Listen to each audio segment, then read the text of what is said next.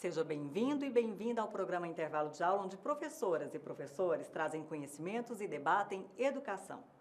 Será que existem métodos que podem ajudar os idosos na memorização?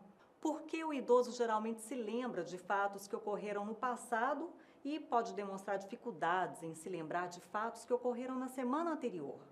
O professor e pesquisador da Universidade Federal de Uberlândia, Luciano Vieira Lima, conversou com nossa equipe pelo Skype sobre essas questões que fazem parte de estudo científico realizado ao longo de 13 anos. Confira.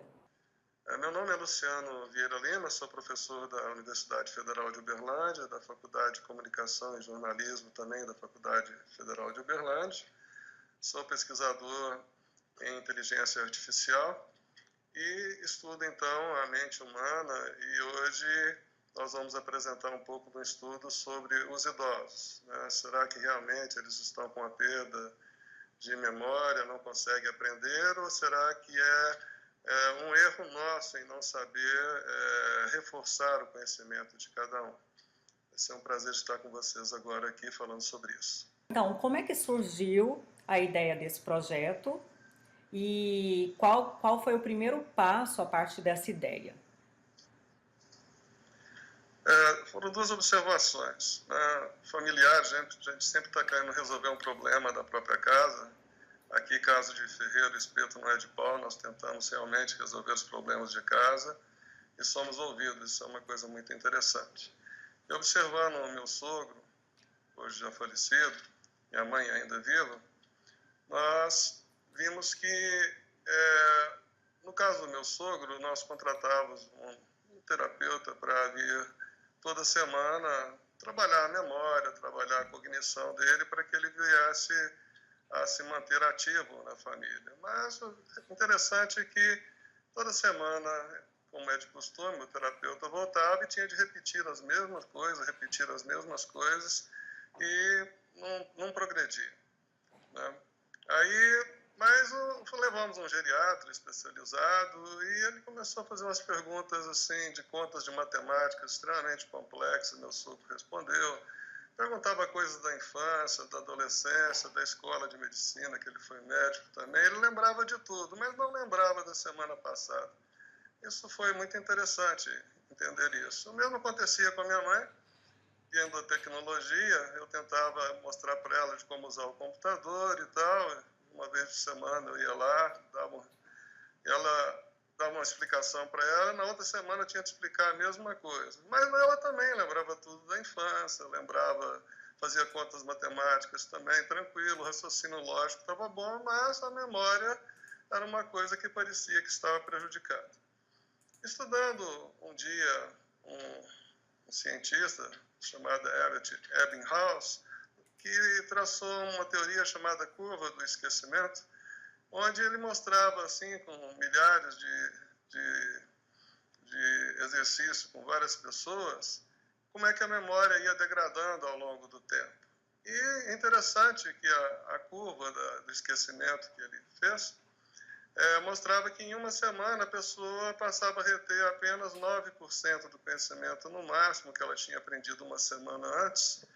E se isso então não fosse recordado de forma adequada, a pessoa então estaria sempre esquecendo. E esse 9% em uma semana, basicamente é o que eu estava observando com meu sogro, minha mãe, que chegava e não lembrava praticamente nada, né? Então, passamos a estudar, né, sobre esse assunto de memorização, né? E para tentar chegar, olha, se ela vai perder 9%, só 91% da informação em uma semana, não adianta eu trazer um terapeuta de semana em semana, porque ele não vai ter de repetir tudo outra vez, como está acontecendo. Ou seja, realmente, né, o que o Ebbinghaus falou estava sendo comprovado. Aí partimos então para um estudo de como seria, né, para manter essa memória. Então, nós fomos fazer alguns estudos, né, biológicos, de como funciona, né, a memorização, quais as enzimas responsáveis, e tudo no cérebro é uma ponte eletroquímica, né? Você tem eletricidade e química ligando memória, né, ligando os órgãos, né, para que a pessoa retenha a informação. E com isso, então, nós chegamos a uma conclusão, né? Inicialmente foi uma conclusão heurística, ou seja, na prática, testando, e depois comprovando, né, com outros estudos biológicos, de como seria essa taxa, onde nós deveríamos, então, aplicar, recordar os conhecimentos para que o velho não esquecesse nada. Outra coisa que nós estudamos também foi o seguinte: quando a gente falava mais de uma informação, 2 ou 3, né, para aproveitar o terapeuta, que é caro, piorava muito mais ainda essa retenção do conhecimento. Aí, estudando outros cientistas, como Miller, né, Cohen, né, e Medina, e vários outros cientistas, nós vimos, por uma surpresa muito grande minha, que o cérebro também não é multitarefa na parte cognitiva, ou seja, eu só consigo aprender uma coisa de cada vez. E com isso, então, nós elaboramos um artigo que saiu em 2013, que fizemos uma pesquisa com vários idosos, né, na revista Nopar, onde nós testamos esses idosos sadios, né, e vimos que eles não, com o nosso método aplicado, eles passavam, então, a não esquecer mais. Conseguimos resgatar as relações familiares e depois entrar até em relações de sociedade, alguns voltaram até ao mercado de trabalho. O principal motivo é esse reforço de memória. Observe que a pessoa idosa, ela começa a não ser esquecida, mas as pessoas terem menos tempo a se dedicar a elas, todos estão trabalhando, como ela está fora do contexto social na maioria das vezes, e do meio de trabalho, ela passa então a obter as informações a longo prazo, elas não se repetem como repetiam, né, durante a época ativa dela. E todos os pesquisadores que nós vimos, eles falam de um reforço de aprendizado, mas nenhum chegou a uma taxa exata. Olha, quanto que eu posso, qual é o mínimo de tempo que eu posso recordar um conhecimento para garantir que essa pessoa ainda consiga retê-lo, né? Então, através de Theodore Wright, que fez a curva de aprendizagem na época da aviação, através de outros estudos, nós vimos que antigamente funcionava melhor o ensino quando o curso que a gente fazia era dado todos os dias. Ou quando você dá uma aula, por exemplo, na terça-feira e dá aula na quarta-feira, você repara que o aluno da quarta-feira está lembrando quase tudo da aula de terça. Mas na outra terça-feira, que já pulou quase uma semana, ele já praticamente não lembra de mais nada.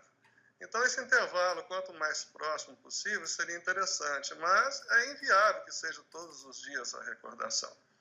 Então, fazendo os estudos dessas duas curvas de memorização e de aprendizagem, de esquecimento, nós, então, montamos a nossa curva de aprendizagem, onde nós levantamos um seguinte parâmetro, que nós chamamos de taxa IRA, que é intervalo de reforço de aprendizado.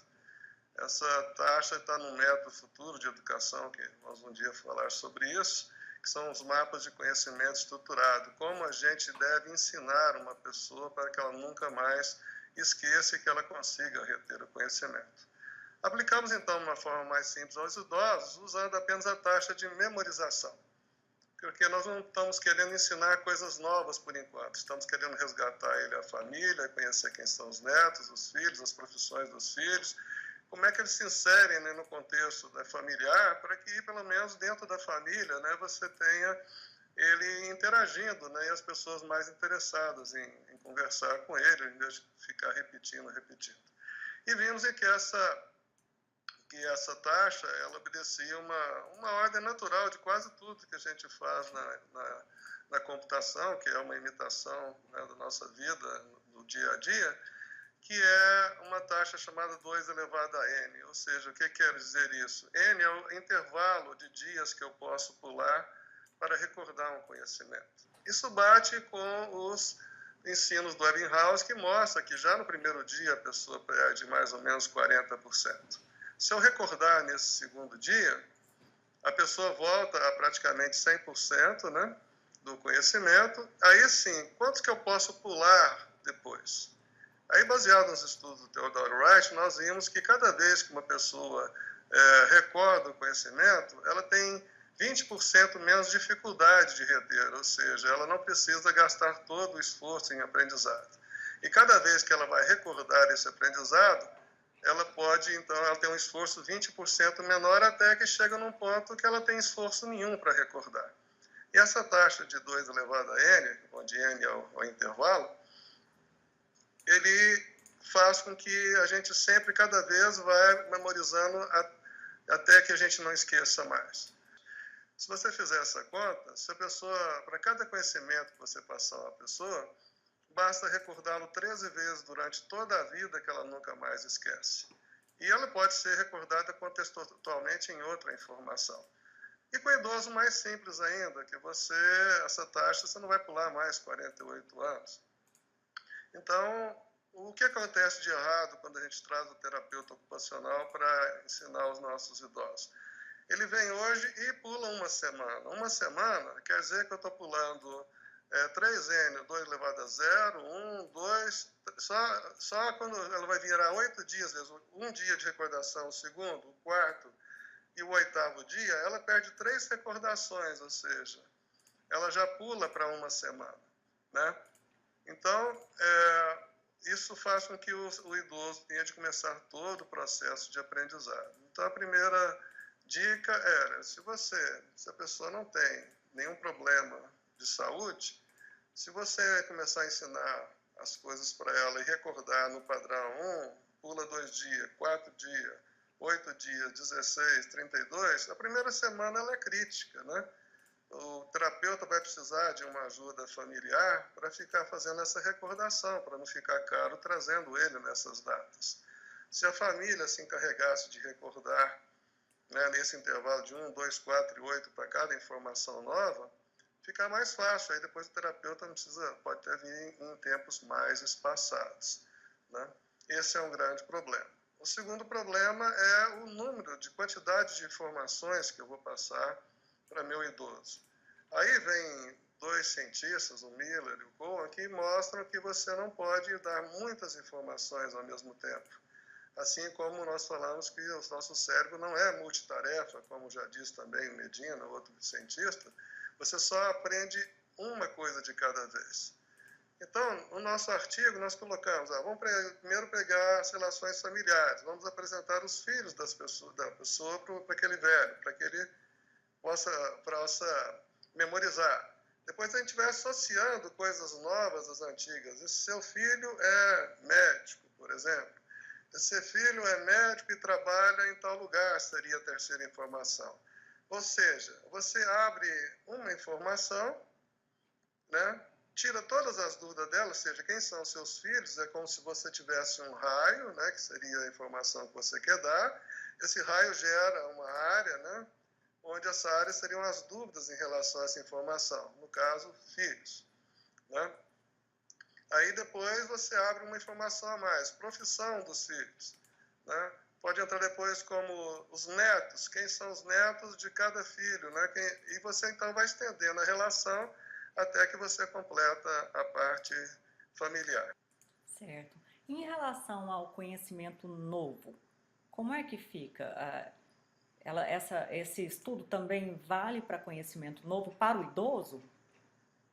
Sim, é o caso então específico que eu falei da minha mãe. Ela não mexia com nada tecnológico, era professora de música, tocava piano, a vida inteira ensinou piano, e veio então a computação musical, trazendo grandes recursos no computador para quem trabalha com música. E ela me via mexendo com isso, porque eu sou especialista nessa área de computação musical, eu tinha muito interesse. Mas antes de aprender a mexer com computação musical, eu tinha que aprender a mexer com o computador. Se eu tiver de lá todo dia, ligar o computador dela, ligar o teclado, fazer todas as ligações técnicas, até ela poder mexer no software, toda vez eu teria de estar perto dela. Então, o conhecimento novo, ele tem de começar com o mínimo conhecimento necessário. A gente mostra isso através de uma teoria matemática chamada teoria das categorias. Ela é um pouco complexa, mas ela mostra exatamente quando é que um conhecimento ele é estabelecido entre duas pessoas. E sabendo dessa teoria, então, a gente começou a ensinar para ela ligar o computador, desligar o computador. Memorizou? Ótimo. É o que a gente fala assim, só inicia o processo de memorização quando o processo de aprendizado é concluído. Ou seja, não se memoriza algo que não foi aprendido. E como é que você sabe que a pessoa aprendeu? Se ela consegue fazer sozinha. Então, ela ligou o computador, desligou sozinha, tal, entra no software, sai do software, então ela está pronta para aprender alguma coisa. E assim, você vai tendo de cada vez só mostrar alguma coisa. No caso dela, por exemplo, como abrir o software, fechar o software, para dar um exemplo claro. Como agora abrir um pentagrama, que é onde você escreve a música. Aprendeu a abrir. Abriu vários tipos de pentagrama, aprendeu, mostrou, ótimo, então está consolidado o aprendizado. Depois, como colocar uma nota musical no pentagrama, aí você vai acrescentando cada vez apenas uma cognição, você não pode ter dois processos cognitivos. Almir Haas mesmo, um canadense, ele mostrou esses exemplos que a pessoa não consegue fazer duas coisas que ela tenha de ter cognição, aprendizado ao mesmo tempo. Você pode fazer várias coisas automáticas, você já sabe, mas cognição é uma só. Então, a gente vai ensinando uma coisa de cada vez, ver se está correto, e tenta que o próximo conhecimento ele seja fundamentado no anterior. Dessa forma, quando você apresenta um conhecimento novo, você já está recordando, ajudando a reconhecer o anterior. Então, se você fizer uma metodologia onde cada raio de conhecimento vai ser acrescido de um novo raio, mas esse outro raio é sequencial ao anterior, a pessoa praticamente vai naturalmente memorizando, né, e retendo a informação, como hoje chegou minha mãe ter o estúdio dela completo, ela mesma manipula ele sozinha, liga todos os instrumentos, e como eu disse, já gravou mais de 10 CDs dela mesma. Professor, são essa pesquisa, né, esses estudos que você traz e vai experimentalmente, né, verificando aí e trazendo essas informações, são importantes para a gente perceber que o idoso, ele deve ser inserido socialmente, a família tem grande peso nisso, né, porque por mais que tenha terapeuta, tudo, eles não estão o tempo todo com a pessoa, geralmente, então, assim, e também não são, o vínculo afetivo não é o mesmo com o familiar, isso também muda em relação à memória, não é? Sim, o importante é, veja, se a pessoa não tem condição de ficar também nesse processo de recordação, a tecnologia hoje é muito boa, a gente de vez em quando faz alguns softwares que agilizam, ajudam a fazer essa recordação. Então, muitas vezes, o primeiro processo é ensinar o idoso a mexer com a tecnologia e utilizar alguns softwares que é onde nós vamos contextualizar, tipo um jogo da memória, relação familiar, um jogo da memória, relação social, um joguinho de memória onde vai ver preços de coisas. São coisas que não são muito difíceis de você criar hoje, tanto para um celular, quanto para o computador, ou para um tablet, né? Hoje, meus alunos, né, de engenharia de computação, no final do primeiro período, todos eles conseguem fazer um software desse tipo, ou seja, não é algo mais complicado que eu vou ter de comprar em algum lugar. Hoje, o acesso, né, à tecnologia é muito grande, né? Então, você poderia ter alguns suportes tecnológicos para, hoje nós vamos ensinar tal coisa, e o sistema também se encarrega, né, de fazer a memorização na data correta, né? Inclusive avisar, né? Você programa sistemas hoje, alguns editores, como eu gosto de usar, por exemplo, o Evernote, que é gratuito, que eu utilizo, onde ele dispara a informação para mim e para as pessoas que utilizam o meu método de aprendizado, fala, hoje você tem de recordar isso, hoje você tem de recordar aquilo. Você não precisa ficar preocupado de que você tem de recordar, se você vai pular um N, né, um intervalo que é crítico, né, de memorização. Então, a tecnologia hoje é um apoio muito grande, né? Infelizmente, a gente manda projetos para o governo, para acessibilidade, terceira idade. Como não é um grupo muito grande, eles preferem, então, aprovar outros projetos de vulto, como energia, água, né? Sendo que também a parte humana deveria ser valorizada nesses projetos, né? Muito bom, professor. É lindo, a pesquisa é muito bonita, e provavelmente deve ter levado um bom tempo para desenvolvê-la, né? Está em desenvolvimento, Foram inclusive, 13 ainda. anos, né? 13 anos de trabalho. 13 né? anos. Tá, hoje, 13 anos. 13 anos para a gente comprovar tudo cientificamente. Hoje nós temos tudo cientificamente comprovado, né? Mas realmente é um trabalho gratificante. Pelo menos eu com minha mãe, que ainda é viva, né, ver ela totalmente ativa, né, fazendo tudo que ela precisa de tecnologia sem precisar da nossa ajuda, é muito gratificante. Bom, a equipe do intervalo de aula, infelizmente, nosso tempo ele, né, não consegue aprofundar como a sua pesquisa aprofunda e também resumir os 13 anos, né, em 30 minutos é até uma dó. Mas eu acho que... Explicar isso para a educação vai ser mais simples numa próxima entrevista. Na hora que a gente mostrar isso aplicado à educação e ver como isso resolve o problema da educação do Brasil no mundo hoje, né, que realmente resolve. Já tivemos 2 pós-doutorados, 2 doutorados, 4 mestrados, né, e uns 10 artigos sobre o tema, né, onde a gente consegue realmente resolver o problema da educação, onde o início foi a preocupação com o idoso. Inclusive, eu estava pensando, quando conversando com você agora, em relação a possíveis escolas para idosos, né? E também esses programas que você fala, que as pessoas podem estar fazendo, principalmente as pessoas que são da área de exatas aí, abrindo um leque para profissionais aí, né? Atuarem na área com os idosos. Eu acho que até se alguns empresários de visão, né, poderiam encampar, fazer grandes centros, né, disso, onde o idoso teria essa convivência, né, esse resgate, né, tanto social quanto familiar, mesmo que seja na própria casa, caso ele não tenha mobilidade assim de sair de um lugar de outro, mas ter a tecnologia em casa, né, ter as suas conferências via celular, ter grupos, né, virtuais, né, onde ele pudesse se manter ativo, né, inclusive exercendo a profissão que ele já teve, que é um idoso, ele tem experiências profissionais de décadas, né, é uma pessoa que pode ser inserido à sociedade, né, com um lucro muito maior para a sociedade do que para ele mesmo. É uma pessoa que já não está preocupada tanto mais com valores financeiros, e sim estar ativo, né? Então, a pessoa que faria uma coisa com mais amor, uma coisa com mais cuidado, né?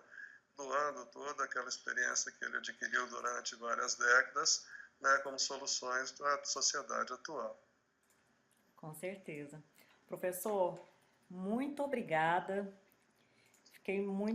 Aprendi muito e fiquei muito feliz em conhecer sua pesquisa. Muito bom. É isso aí, não vou te tomar mais tempo. Um encerramento? Tá. Você consegue então fazer só um fechamento? Ok. Bem, obrigado a todos, né, por prestarem atenção, né, nesta palestra que tivemos com vocês. E faça hoje um teste, né? Procure um idoso de quem você gosta muito, que está muitas vezes esquecido, né? Talvez relegado a não estar conseguindo mais fazer algum contato com a gente, conversar, né? Fazer grandes discussões, e tente reintegrá-lo novamente à sociedade, usando esse processo. Olha, a informação hoje é 1, 2, 4, 8, recordando a cada vez dobrando o espaço de tempo, e você vai ter uma surpresa de ter o seu pai, avô, tio, a pessoa que você ama, reintegrando a sua sociedade com alegria, trazendo os conhecimentos que ela adquiriu durante a vida toda, né? Serão úteis tanto para vocês, né, quanto para a humanidade. Muito obrigado. A nossa equipe do intervalo de aula agradece ao professor Luciano em compartilhar conosco seus conhecimentos e esse brilhante estudo científico desenvolvido ao longo de 13 anos, que pode fazer a diferença na vida de muitas pessoas. Agradecemos também sua audiência aqui na TV Goiânia Band, no nosso canal do YouTube, onde você pode rever todas as nossas edições, e a sua participação nas redes sociais. Um bom domingo e até o próximo.